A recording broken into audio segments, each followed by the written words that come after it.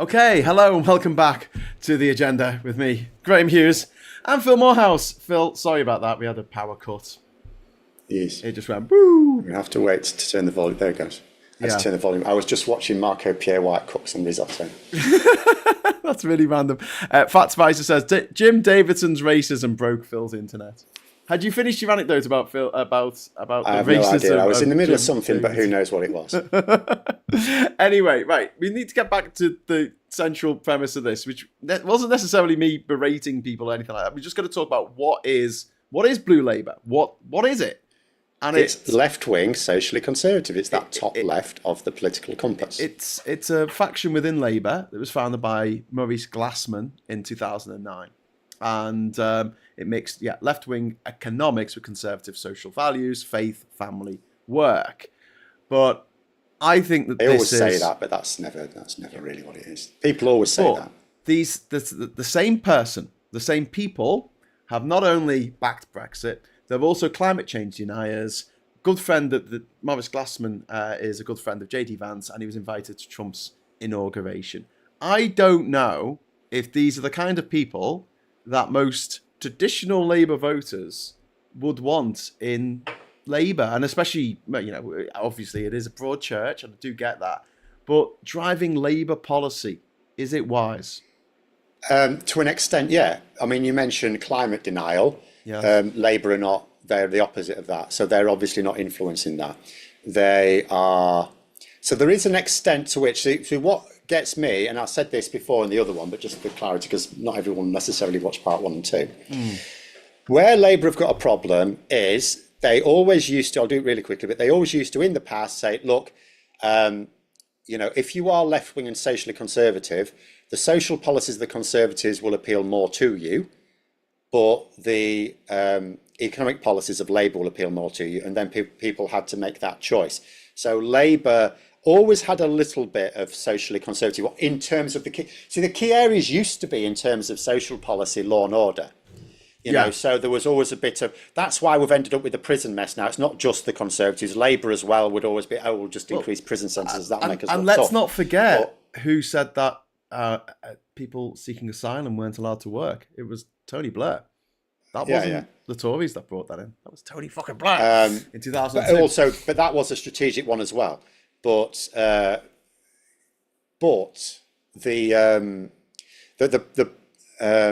where was I? Sorry, what were we on about? Oh yeah. So you always had that situation where voters, if they were in that quadrant, they would have to choose: do I vote Labour because I'm at the moment prioritising, the need, because everyone sort of understands the Labour will make the NHS better. So for the NHS, or for better workers' rights, or better public services in general. Yeah. Or do I vote for the Conservatives because I want to lock the bastards up? And whereas now Reform UK are able to claim, well, with us, you get to lock the bastards up and you get an NHS out of it. Now, we can look at it and go, look, we know Nigel Farage is opposing Labour on workers' rights and renters' rights and secure clean energy and all of these things, right? And he's against all the money they're spending on investing in all of these things. So we know Nigel Farage is right wing, but his pitch to those left-wing socially conservative voters is left-wing. So they think that Reform UK represent the best of both worlds. In reality, regardless of their policy, I do have to say, Reform UK will be utterly incompetent. Yes. We just had a latest one today, it was absolute beauty, where Reform UK, and this wasn't when Richard I'm laughing because I know what's coming here. This when Nigel Farage was leader. This was after the general election. He's got his MPs. This is months after the election, half a year after the election. He made a Reform UK. He appointed a Reform UK mayoral candidate who'd been dead for 6 months. So. And remember, if they did form, let's say they form a government next election, which I sincerely hope, and actually still at the moment expect they won't, but if they did, remember, they'd be doing it with hardly any experienced MPs. Yeah. Lee Anderson would be their most experienced MP. And another thing is they don't like working with others. It was interesting talking to Stella Creasy about, she was talking about a lot of sort of crossbench stuff that goes on in in across the aisle in Parliament. I mean, you obviously have the debates and things like that, but these politicians have to work together in committee stages for bills to be scrutinised and modified and all that kind of stuff. And you do get a say, even if you're in the opposition, you do get a say. But the fuckers, they don't want to work with anyone. No. They're like the MAGA in Trump. They don't want to work with anyone but each other. That's why it's all. You know people in Durham Council. I have someone who emails me stuff what's going on in Kent County Council, and they're all saying the same thing. They will not work with anyone.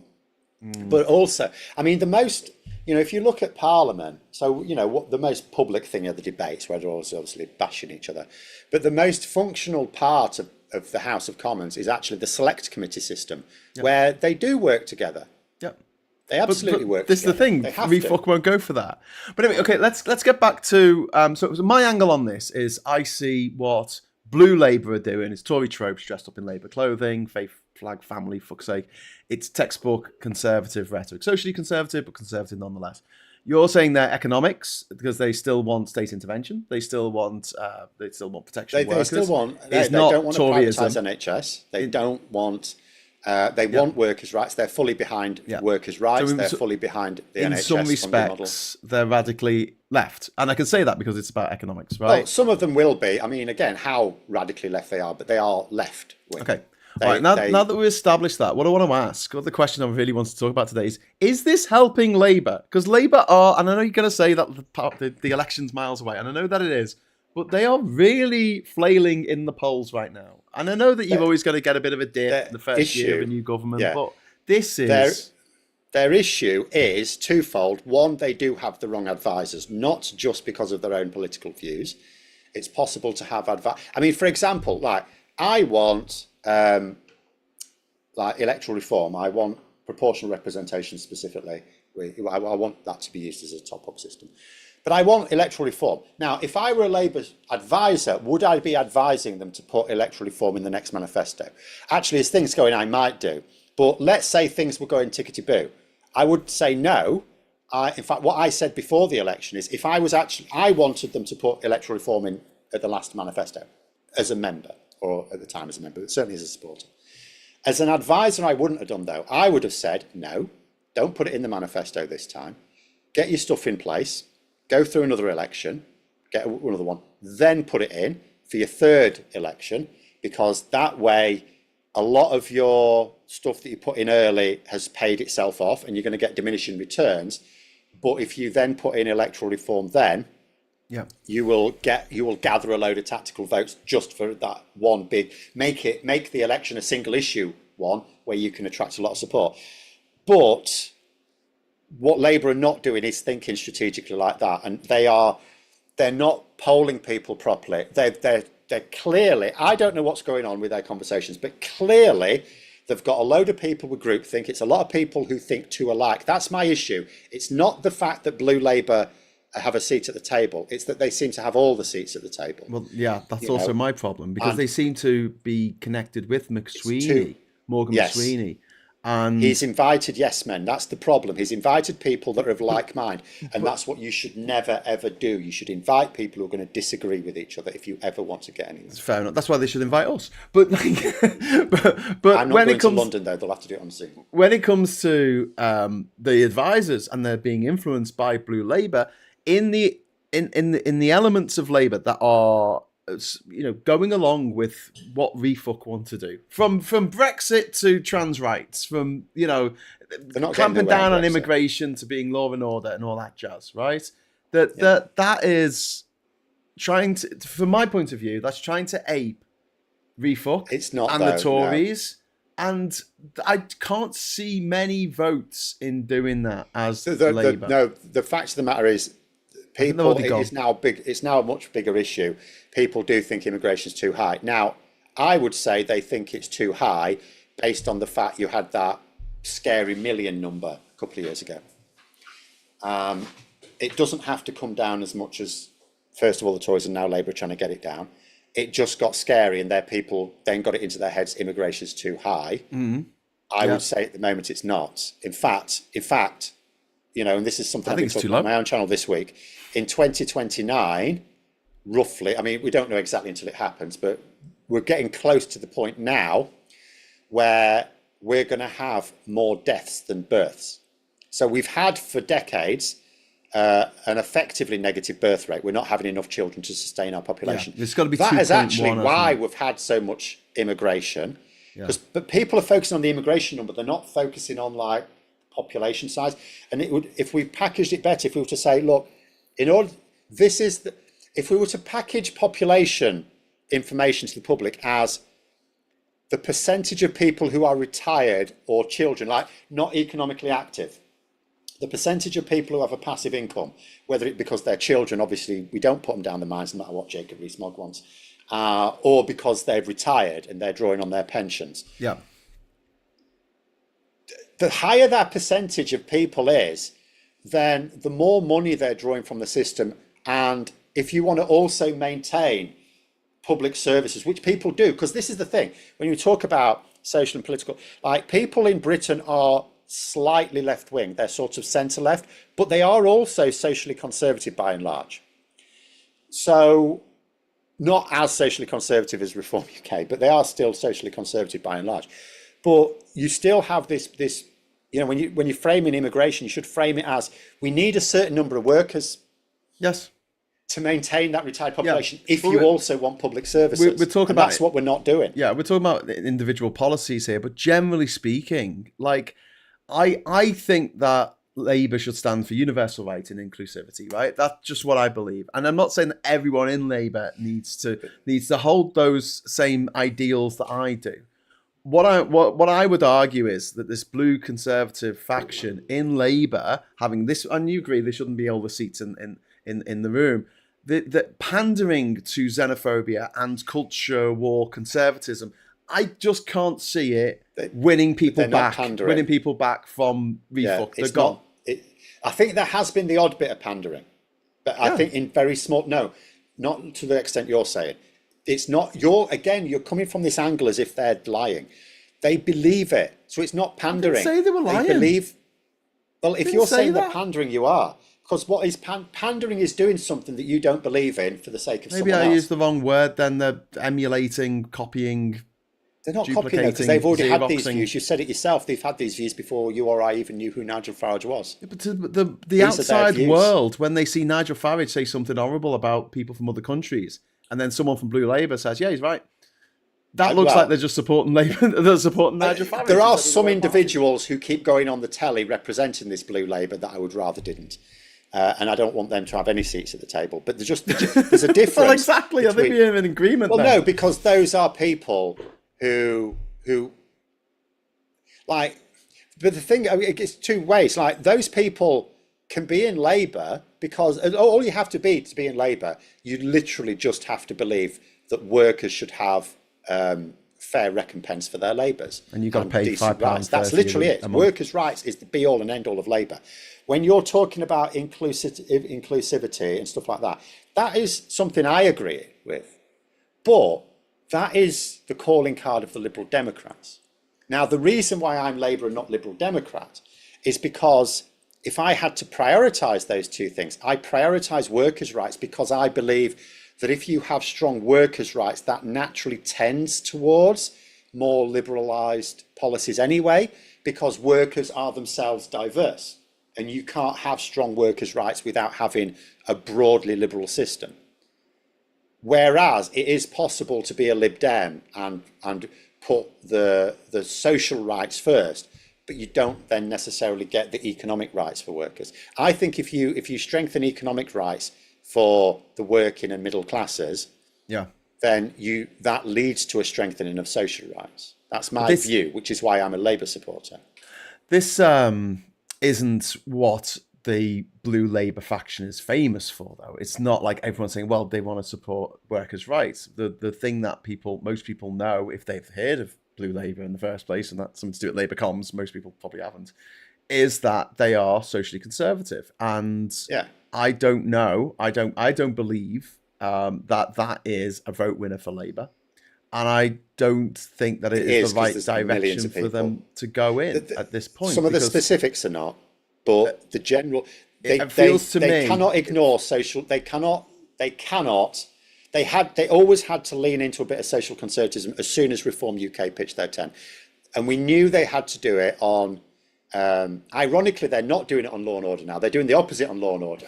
They're actually going to get rid of, apart from for violent crimes, they're going to get rid of short prison sentences altogether. Yeah. So they're actually going the other way on prison reform. This is the way. It is good. But that's what I think they should do. Come out all guns blazing instead of going, oh, they've got a point. We always knew they were going to have to lean into some more conservatism on immigration because that is now a big thing in the public. Where they're getting it wrong with certain individual things. So they don't have to lean into the transphobia because that's only got saliency for people who are trans or close to people who are trans. So the transphobes do not vote on transphobia issues. So that's where they're getting that wrong. And, some of the other stuff as well. It's like at the moment, like I look at it and I look at the manifesto again, and I thought it at the time, but I didn't think too much of it because, again, it's not a big thing. In the previous Labour government's manifestos, there was quite a bit of social progressivism in their manifestos, and there isn't any really in the current manifesto. So we always sort of knew they were leaning more into economic policy than social policy anyway. It's just that what social policy has come out has been, all of it has been regressive. I can't think of anything they're even promising to do at the moment that is improving the social contract. Well, what it looks like from the outside, from people who aren't sort of, in the thick of it, so to speak, is that ReFuck are currently setting the agenda, setting what we talk about, what we discuss. And we've talked ad nauseum on this channel about the failure of Labour comms. But I'm going to postulate that and I think you agree with me on this to some extent, that this blue Labour faction, although of course it's always going to exist, it's always going to be there, there's always going to be people who are socially conservative within Labour, have got way too much power at the moment, and the way that they are handling this is not optimal. My biggest issue is I'm not calling them liars. Strategically, they're not doing it strategically. They're coming up with policy based on instinct and suppose. And the thing is, I would look at it at the moment, and I would say, and they know it's going badly. Labour aren't, like a year ago when they struggled a bit in the polls, it wasn't this bad. But, they were going, it's because we've had to do this, we've had to do all the bad stuff first, and then it'll be fine. They're not glib anymore. They know it's really bad. They know it shouldn't be this bad. And they are doing things. They keep doing things different, but they're not doing the one thing that really needs to be different, which is to get a load of people in who disagree with them. It's fundamentally it. And I said before the election, well, not bye-bye, but you could. No, I said hi. I said hello. I was like, take us with you.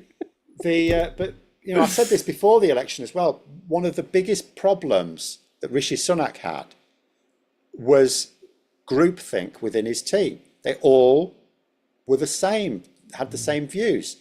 And the problem is they've got the same thing here. It's like that Yes Minister episode where you've got all the permanent secretaries, old white men, all talking about equality.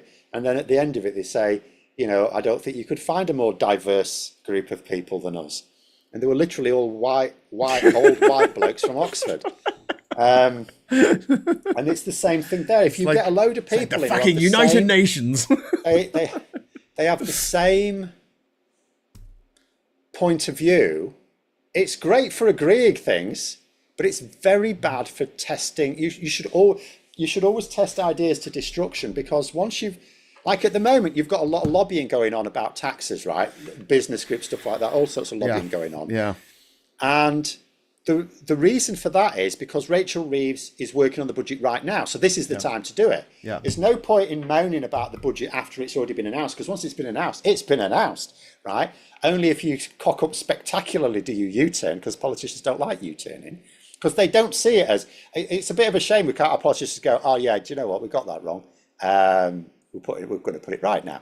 It's a shame we don't let them do that, but anyway, we don't. So if you want to change a politician's mind, you have to do it before they've announced it to the world. Yeah. And that's the hazard for a government. Once they announce something, it's really difficult to rein back on it. So what they need to do is test it to destruction. Labour's had a little bit of experience at doing that over the last few months. That's right. But they never should have to happened. say the least. That it should winter never have fuel happened. allowance thing should never have happened, because instantly any advisor worth their salt, no matter what their view, would have gone. First thing I said, well, that's a bit bold, but I worked on the assumption they must have checked it out, because what sort of idiot would take money off pensioners if they hadn't actually done their homework? And then it turned out they hadn't done their homework, and I thought, what? We got some comments coming in. We got Grimfang saying Labour should do that. I agree. I think Grimfang is talking about your idea about talking about the population rather than migration, especially since the under 40s are overwhelmingly socially liberal. They're vying for the conservative rich, which is a terrible idea, which I agree with. We've got Dushkolin saying Germany made out like bandits on the back of immigrants coming in because Angela Merkel, a right-wing social conservative, allowed 1 million people to come in. Was it 2015? Was it? It was during. Yeah, I remember it was during Angela Merkel's towards the end of her term. But I mean, they are now suffering social consequences. Yes, with the rise of the AfD. But, most of them were highly qualified workers. I wouldn't be alive without the Syrian doctor performing heart surgery on me in 2022. We've also had the super chat come in from One Angry Pagan. Thank you very much, One Angry Pagan. This is what happens when we row. We don't get many super chats, and maybe we should just agree on everything. Come on, super chats. Says One Angry Pagan says, given we are at the beginning of this parliament, I'm willing to wait to see the effects of legislation once passed. That said, I think leadership changes could come. I don't know. I'm not at the. I'm still on the fence on this. I'm doing my little fence sitting bit about Starmer. I don't necessarily think that we need to get rid of him. I just think that he needs better advice. If you get rid of him, you'll get someone else who'll have the same pissing advisors. What are you going to gain then? Apart from chaos in Labour and more likely to lose the next election. But the counter argument to that would be at least people would see it as a new start for Labour, because this worked so many times for the Conservatives. Every time they got a new leader, they were a whole new party, and all the shit they just done, that was nothing to do with them. The parties, the mini budget, the letters falling off the wall. It works if done strategically. It works if done strategically. So when they got rid of Theresa May, that worked strategically, because it's not just that they changed their leader, that was a big part of it, but they'd also changed their direction as well. They actually did something fundamentally different. Now, there's no guarantee of that. If you get someone else in, you could end up with the same shit show. You could get with the worst shit show. The bottom line is we still do not know the impact of what Labour are doing that no one's talking about that's actually useful.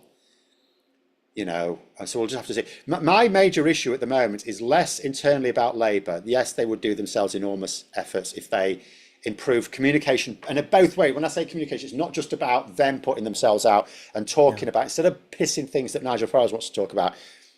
Because the thing is, if their communication was better, they'd still largely be doing what they're doing on immigration. It would still largely be the same, because that's what people sort of want them to do. But stop talking about it so much, because you're not winning the votes by talking about it. Talk about workers' rights, talk about renters' rights, talk about housing, talk about energy projects. I've had someone, one of my. But then we're getting back onto comms, aren't we? We're getting back onto comms. There's four building projects in their area now that have sprung up in the last year, and the previous Tories trying to claim credit for it. Oh, it started with it, and it's like, well, the planning process probably did start under them, but would it have been approved by the Tories? But even if it was, it shows that that former Tory MP recognises that building projects are popular. So of course they want to associate themselves with it. So things like this could make a big difference. So we need to see, I wish I could say 2026, but in terms of the stuff I know is coming online that will make a difference, I know you're not going to see much of it until 2027. People we know are incredibly impatient at the moment. So I can't judge anything until 2027. There are quick wins that they could have had. But before we go on, big thank you to Chris C. I'm sorry I missed your super chat because my computer powered down and I had to start a new stream. £2 super chat saying Farage is setting the narrative. That is the issue. So I hadn't actually seen that, but exactly what I said. That is a big issue. That is my biggest problem. Labour seem to be reacting, and although you could argue that this blue Labour faction has been there since 2009, so it's been there for a while, but it wasn't an official faction. I don't know, unofficial faction of Labour MPs until was it May of this year? Well, all right. There's no formal organisation because it was always like half the party. There's like lots of people that are socially conservative within Labour, and there always have been. Like I say, literally the first Labour government, most of the most senior members of it became Conservatives a few years later. Tory bastards. So did someone say to them, why didn't you fuck off and join the Tories? And they went, all right. They must have done, yeah. It's not the best way of getting yourself elected, I've got to say. If you've ever... Do you know what we should do? Just go around knocking on people's doors and say, if that's how you feel, why don't you fuck off and join Labour? Like knock on people's doors who are voting for refuck. Tell them that the leader hates them. See, yeah, you could do that. I'm not advocating this, by the way, but wouldn't it be hilarious if you went around with a Reform UK rosette and just was incredibly obnoxious to everyone? So you're like, what the fuck are you opening the door for me for, you bastard? or no, just give them a quiz. Quiz, are you foreign? Are you foreign? You're going to do my quiz, right? Because we're going to get rid of all foreigners. You look a bit foreign to me. I'm going to give you our special quiz. You could just be really obnoxious to everyone. What are the words to Greensleeves? If you don't know that, you're out. That could be cool, actually. Chip saying immigration is not a problem. It is a good thing. Absolutely. And Chris C, yes, I have got your super chat. Thank you very much, sir. Grimfang says, well, sort of Keynesianism usually involves cooperation between business and state, so it depends on the contracts. If you mean outsourcing public sector labour, they're getting rid of that. David says, I think leadership change is definitely coming. Labour are polling under 20%, and the people of various political persuasions distrust Starmer, even if they get results. He is a charisma vacuum. He is a charisma vacuum, but you know, he always was. He can't form images. 20%. He can't form images. He can't form mental images in his head. He's got a syndrome that doesn't allow him to form mental images in his head. Right. But nonetheless, they're not polling below 20%. Again, there's no point in just going off the back of shit polls. Remember, there are only so many decent polls. They're polling, but it doesn't matter, they're polling way lower than they should. Yes. And the worst thing is they're polling below Reform UK. And the problem with that is, if Labour sort themselves out and they start getting a load of those votes back, that doesn't really do anything to Reform UK share the vote. So that's one big problem. Reform UK share the vote is more down to the Conservatives than Labour. Chris C. Sorry, it's a huge issue. Chris C in the chat saying, I think those who voted for Starmer during the leadership elections are seriously doubting their decision. I am not. 100%. I am not doubting my decision. I'm not thinking that I fucked up by voting for Starmer and re-entering Labour, rejoining Labour in order to vote for him, because he won the fucking election. That's what I wanted him to do. Now, I have no loyalty to him. If he fucks up, then goodbye. See you later. Auf Wiedersehen. So long. I don't care. But he had one job, and that was to win Labour the election, and he did that. And now he's got to try and win the next one. And if I don't think that he's the best person to do that, then change him. But like you say, Phil, I can't see someone who would replace. Do you regret your vote? Did you vote for Starmer? Do you regret? I did, yeah.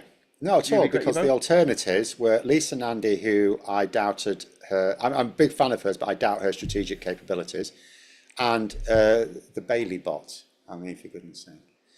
So, honestly, I had Corbyn fans, mad Corbyn supporters in my local Labour group who actually went to the hustings to listen to these people speak. And they said they went there ready to support Rebecca Long Bailey because they've been told to, right? You know, drones. And they came back and they reported to everyone else, these are absolutely committed Corbynites. And they said, nothing upstairs. They said she don't listen to the questions. She's just. They said every time she just read her prepared lines, and every time someone else was speaking, either Nandy or Starmer, it might have also included Thornbury at the time as well. Can't remember how soon she dropped out. They said, but every time someone else was speaking, she was away with the fairies. She wasn't paying attention to anything. Yeah. And when you asked her a question, she was like, "Huh?" Do you know who was a bit like that? So they came back, these committed Corbynites, where, at the time, the Corbyn camp was not only heavily promoting Bailey, but attacking Starmer because they recognised him as the chief rival. And they came back and said, you know what, it's got to be Starmer. Because he actually listened and he responded and he answered questions. That sounds a bit like there was Joe no choice. Swinson. There was literally no one else. Joe Swinson and was at the a lot moment, like that. I would still say that. Joe Swinson was a lot like that. I saw See, Joe I don't Swinson know anything. Yeah, I at a don't debate. know a lot about her personally. Well, I saw a debate live that was filmed in Leeds in the run-up to the 2019 election, and she was up against Angela Rayner for Labour, And Angela Rayner just came across as personable, as charming, nice, witty, told a few jokes. And it was, Joe Swinson was just Swinson bot. And it makes me laugh now when people are so obsessed with the previous leader of Labour and no one gives a fuck about the previous leader of the Lib Dems. Like, no one gives a toss at all. Is, I mean, what came out in the news today is there's like, most people don't even know Ed Davey is, and he's been the leader for like 5 years. Yes. Well, we could have talked today about how much coverage Nigel Farage got this week in the media, but I didn't want to give him any more fucking coverage. Miss Paula Thomas has been texting this for a couple of times, so I'm going to actually read it out now. Phil is wrong. The first Labour government was in 1924, not the 1929 one he referred to. In 1920, didn't it last like a week? Wasn't there a general strike? No, I'm talking about an actual Labour government. You're talking about a coalition government. I'm talking about the first Labour government. Okay. Baz says, Blue Labour has been around since the beginning of Labour. You should have met my grandfather who joined the Labour Party in the 1890s and was a very active Labour member. Grim Fang says, in the 1890s it wasn't. You were born in the 1890s. Yeah. Well, you couldn't have joined the Labour Party in the 1890s because it didn't exist. No. It was 1900, wasn't it? We were busy developing quantum theory in the 1890s. We don't have time for politics. Grim Fang says, I love Rayner so much. Makes me sad that she's considered unelectable. I mean, she's not. The problem is, she is. Unfortunately, like the people who like her love her, but there's a lot of snobbery around. It's interesting that I don't meet many people, even going to Labour Party conferences and stuff like that, who absolutely love Starmer. Who absolutely go to bat. No one does. Starmer, I mean, that's like swivel-eyed. There's people who hate him. There's people who are like, "Oh my god, this guy! I hate him so much." But like. Well, there's not that many who absolutely hate him, but you'll get expressions of hate. But no one loves it because, of course, it's got no charisma. I mean, you knew that. It would ideal. I mean, if you had this, like, if you could craft your own Labour leader, of course they would have charisma, and they would have lots of other things as well. But you have to just pick the best of what you've got, and it's better to have someone who doesn't offend people. Like we're talking about voters here, than it is to have someone who splits people. Because then you're forced to just lean into the side that will support you, and then you just end up building bigger majorities where you already have majorities, and not winning the marginals. Lost Mystery says, I'm not disappointed in voting Labour. I'm disappointed in how Labour have approached things. I agree. Grimfangers, my position of Starmer is ... frustrated. Meanwhile, Kirsty hates Starmer with a passion. So there's someone who hates Starmer with a passion. I've got a lot of friends who really have some choice words to say about Keir Starmer. And there's a lot of people on the right who just can't stand him either. But yeah, there's not much love. I feel a bit sorry for him in a way. There's not at all. He has made some because at the end of the day, he's rich. And when people think, if he loses power and gets kicked out, that'll teach him. You're like, what will it teach him? He's come into Parliament, a very successful non-politician's career. He's made himself an absolute fortune. He's done a lot of good while he's done it. And he's come in to for the right reasons. And if he gets kicked out next year or in 4 years' time or 10 years' time, because he's not actually going to be there for a ridiculously long time anyway, he's in his 60s, for Christ's sake, then he don't get punished. He can survive a Reform UK government. The people who will be punished are the poor people who are persuaded to vote for Reform UK. Just like in America, it's not Joe Biden that's suffering, other than with his medical issues. It's the MAGA voters who are suffering. Yeah. Particularly, I actually did recently. I did actually put up. There was a banner, "Farmers for Trump," and I said, "Is this the stupidest sign ever made?" And someone did actually have to point out, I think Latinos for Trump might be worse.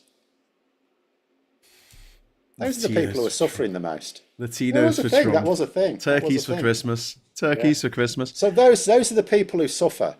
Yes, politicians don't suffer. If you get rid of a politician, do you know what? You might have upset them, but they Rishi Sunak, he's still fine. He hasn't suddenly gone from riches to rags, has he? He's still kicking it. He's still one of the richest people on the planet. He's certainly the richest person ever to enter the House of Commons ever. Yes. By some distance. Jacob Rees-Mogg green with envy. He's not as rich or in the Commons anymore. He's sick of Rishi Sunak. Well, we've got we got people in the chat. Gallifreyan Ren, I don't pity Starmer. He made his bed. He can damn well lie in it. Liam says, I like Starmer, to be honest. But I think Liam's in the minority in the chat here because everyone else is like, he's a bastard. Fucking hate him. Sorry. It's, yeah. And Nick Chat says Britain has mega, make Epping great again. Oof. Thomas says I don't dislike the woman, but she was just a bit too big for her boots. Don't know who you're talking about there. So that would be the one. She was going to be the next Prime Minister. She put a picture of her face on the Lib Dem battle bus. Yeah, because that's not conceited at all. You don't do that. You know, if they put what's his name, thumbs up, Boris Johnson on the side of the 350 million to the NHS, big lie bus from the Brexit referendum. They probably would have lost. They probably would have lost. Pictures, Boris Johnson, thumbs up. If only this is where we actually went wrong. The problem that Boris Johnson had is he was persuaded that strategically the best way to become Prime Minister was to lean into the swivel-eyed loons. Now, ironically, this is because, of course, all the proper Tory MPs knew he was feckless and lazy. And why would they put him in charge of their party? That would be a stupid thing to do. Ironically, if he wasn't quite so lazy and could persuade some of them that another Etonian would be a great leader, he would probably back to Remain and we might have stayed out. Or stayed in, rather. Sorry. Yeah. Well, he famously wrote 2 articles, didn't he? He wrote an article. Yeah, that's right, for the Telegraph. Saying that we should stay, and another one saying we should go. Yeah. Wow. Wow. I mean, remember, there was a time where Boris Johnson said Donald Trump was a fool and said that the idea of leaving the EU is ridiculous. Again, that's what happens when you have someone who will just, change everything in return for becoming Prime Minister. Yeah. But yeah, all in all, I just want to say about Blue Labour, I don't think they're helping at the moment. I understand that you're always going to have people in Labour who are socially conservative. I just really feel like at this moment in time are not helping because they've got a little bit too much influence on the leadership, and I think they're making some mistakes as a result. See, I don't blame them because they've got their views. The people at fault ultimately are Starmer and McSweeney. McSweeney because he has deliberately cultivated a culture of yes men around him. Yes women as well, I suppose. But nonetheless, groupthink. He has embedded groupthink into Downing Street again. And Starmer because he's allowed it. Because he has approved it. And he shouldn't have done.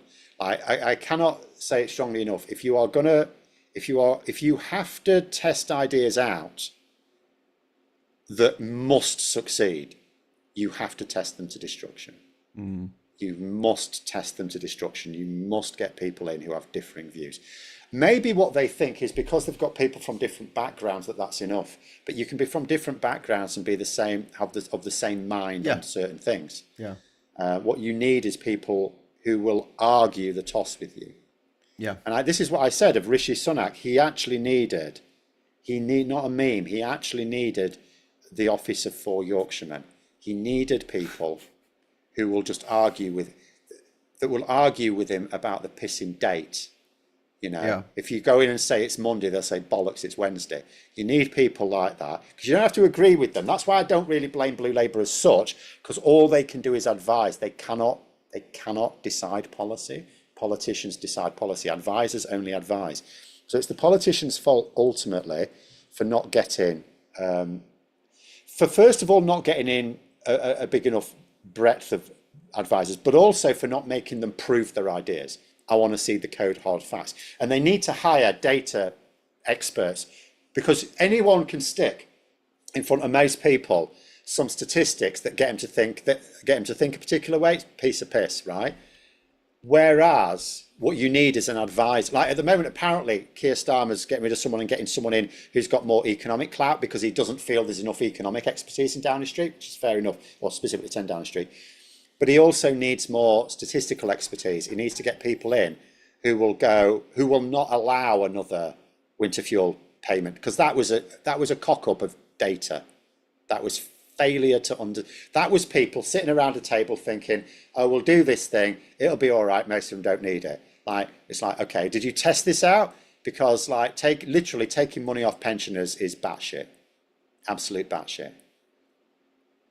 All right, they don't like it. We're going to have to leave it there, I'm afraid, Phil, so we can pick this up again next week, maybe, perhaps. I don't know. We'll have to see. But thank you very much for coming on the show and talking to us all. Thanks, everyone, for being in the chat. And not fairly civil. Compare it last week, anyway. So thanks very much for coming on there. Thanks for the super chats. I'll be back at 9:30 tonight on the old the Politics Social. Are you doing a live stream tomorrow, Phil? Tomorrow, I do mine at 7 on a Saturday, yes. Okay, so 7 o'clock Saturday at a different bias. If you're not already subscribed to Phil's channel, you should definitely do that now.